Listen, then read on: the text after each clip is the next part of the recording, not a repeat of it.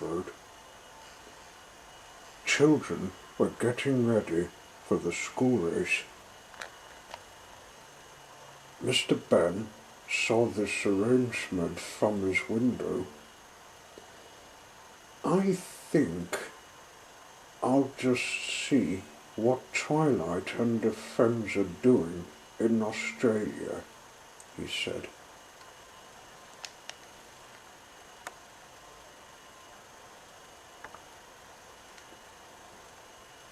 He went walking to find the costume shop.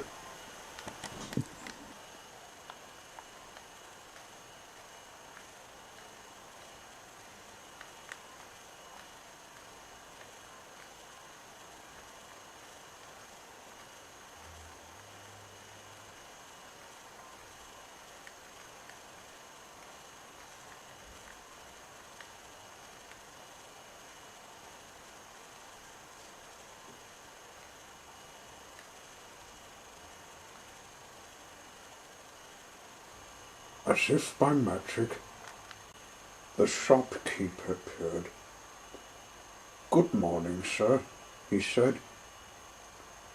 "What are you trying on today?" "I'm to try this cleaner's suit," said Mr. Ben. He took it and went to the fitting room.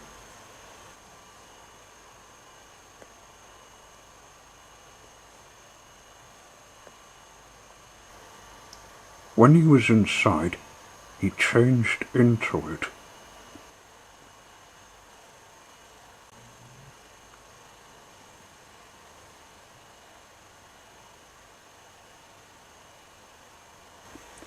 Then went through the door that could lead to adventures.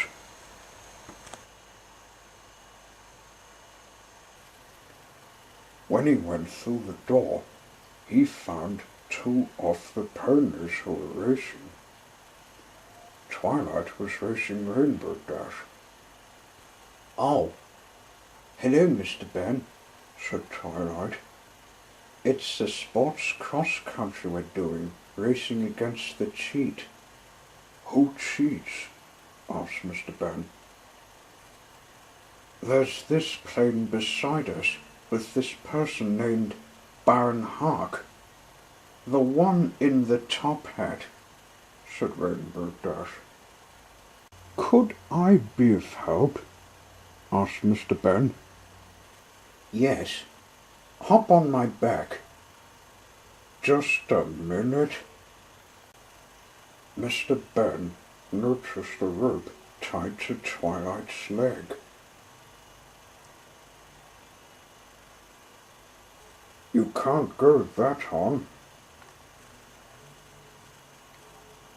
"What's that man's problem?" "Take your marks, please," said Spike, who was in charge of the race. "Where can I hang on to?" said Mr. Ben. "Anywhere you can," said Twilight. "Nice. 3, 2, 1, fly."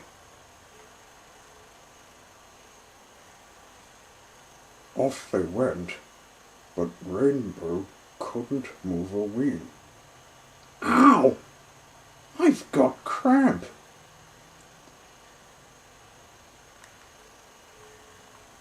"Hark! He must have put some glue in your feathers." She helped with taking the stuff off.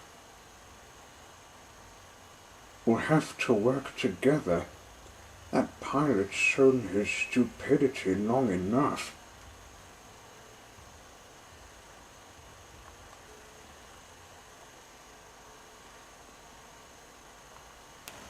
Off they went into the air. Hark's plane wasn't far ahead, so began overtaking it. He was a bit annoyed when the ponies weren't behind. They were in the lead for a while, but watched the plane. That was when they noticed something hidden on the back. He had a net. "Look out," said Mr. Ben. They got out of the way, missing the net. Twilight caught it.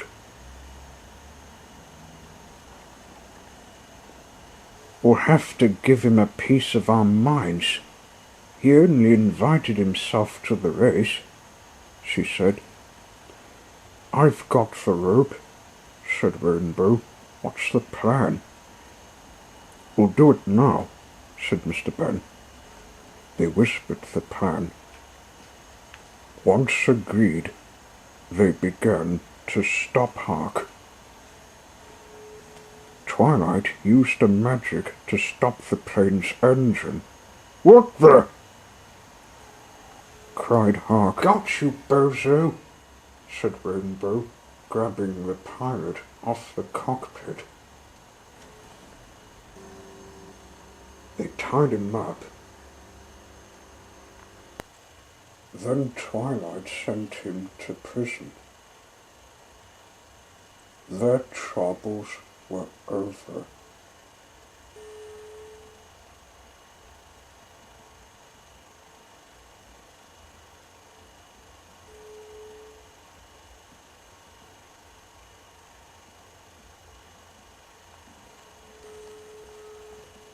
They came to the finish line in Tulla.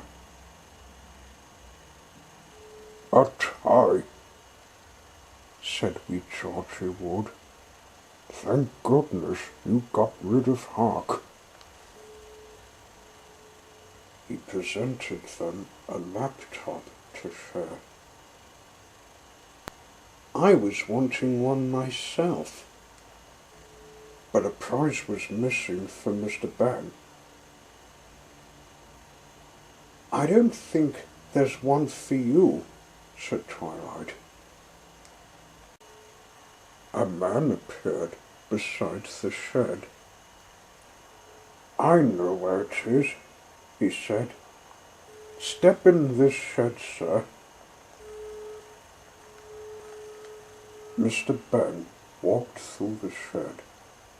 Just as he expected, he found he was back in the fitting room of the shop. He took a last look in the mirror and changed back into his clothes.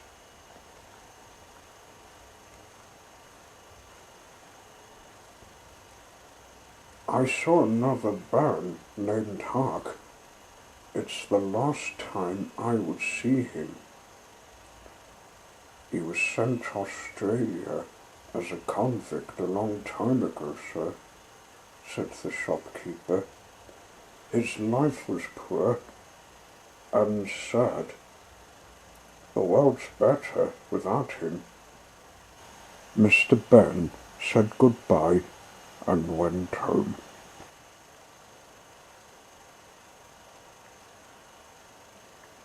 Back in Festive, the kids brought home the prizes from the race.